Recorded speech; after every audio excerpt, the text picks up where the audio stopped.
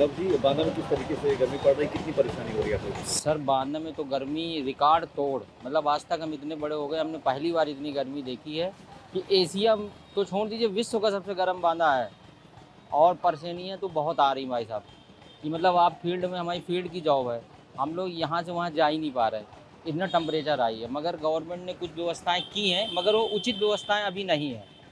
थोड़ी बहुत तो की हैं अपने व्यवस्थाएं। स्तर से आप लोग कैसे गर्मी से बचाव कर रहे हैं? सर हम लोग देखिए लिक्विड डाइट पे ज़्यादा हैं, और अपना शरीर पे जो कपड़े हैं बांध के चलते हैं, और सारा शरीर ढक के चल रहे हैं, जगह जगह स्टॉपेज लेते हैं, ये सारी व्यवस्थाएं कर रहे हैं। गर्मी जानलेवा है। बहुत ज़्यादा सर गर्मी तो ये मत समझिए कि हमारे लाइफ की इतनी भयानक गर्मी इस साल देखी हमने, इतनी तो पिछले साल भी नहीं। बांदा में गर्मी बहुत ही ज़्यादा भीषण पड़ रही है और घरों से निकलना मुश्किल हो रहा है। हम घर से निकलते हैं तो बहुत ही गर्म हवा चल रही है, जिससे कभी कभी लू भी लग जाती है। और इसके बचाव के लिए हम अपने साथ पानी की बोतल कैरी करते हैं और जितना हो सकता है लिक्विड कंज्यूम करते हैं, जिससे कि हमें गर्मी से बचाव राहत मिल सके।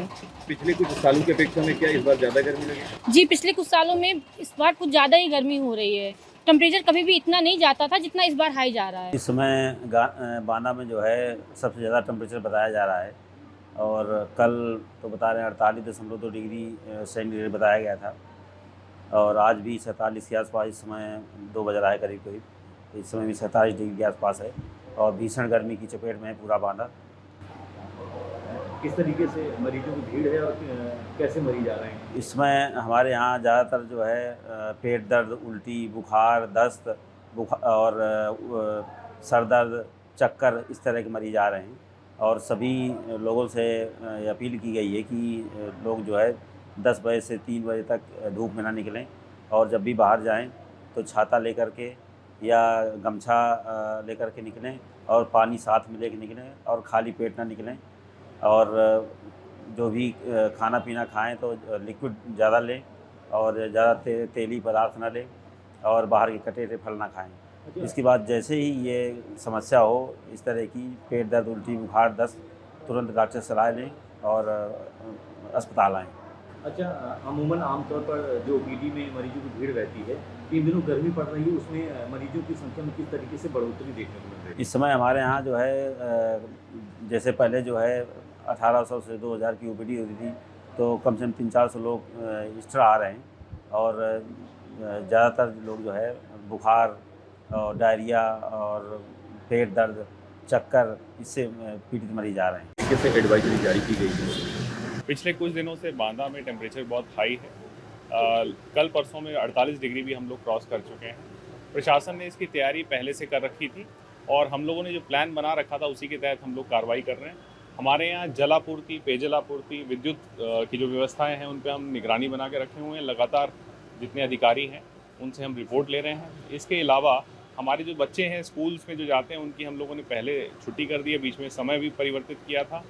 और हम लोगों ने जो एडवाइजरी जारी हुई है उसके लिए, प्रचार प्रसार के लिए, हमारे जितने भी एलईडी हैं और जितने भी प्रचार प्रसार के साधन हैं, न्यूज़ मीडिया हैं, आप लोगों के माध्यम से सब लोगों को अवेयर किया है कि आप 11 बजे से 4 बजे तक बाहर बहुत ज़रूरी ना हो तो ना निकलें, और अगर निकलना ही पड़ रहा है तो लाइट क्लोथ्स में निकलें।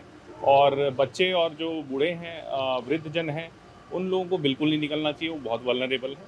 हमारे हॉस्पिटल्स अलर्ट पे हैं, एम्बुलेंसेज अलर्ट पे हैं, कहीं पर भी कोई समस्या होती है तो प्रशासन एकदम सक्रिय है।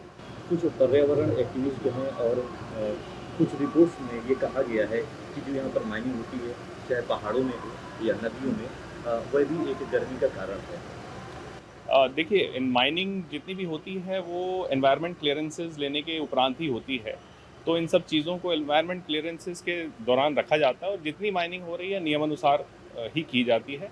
बाकी एनवायरनमेंट को बढ़ाने के लिए हम लोगों की तरफ से एफॉरेस्टेशन, वृक्षारोपण, उसके ऊपर विशेष ध्यान दिया जा रहा है। और इस बार भी हम लोगों ने प्लान बनाया है कि जो हमारी नदियां हैं और हमारी रोड्स हैं, इन सब के किनारे हम लोग एक बृहद रूप से वृक्षारोपण करेंगे, जिससे फ्यूचर में इसमें थोड़े तापमान में कमी आने की आशंका है।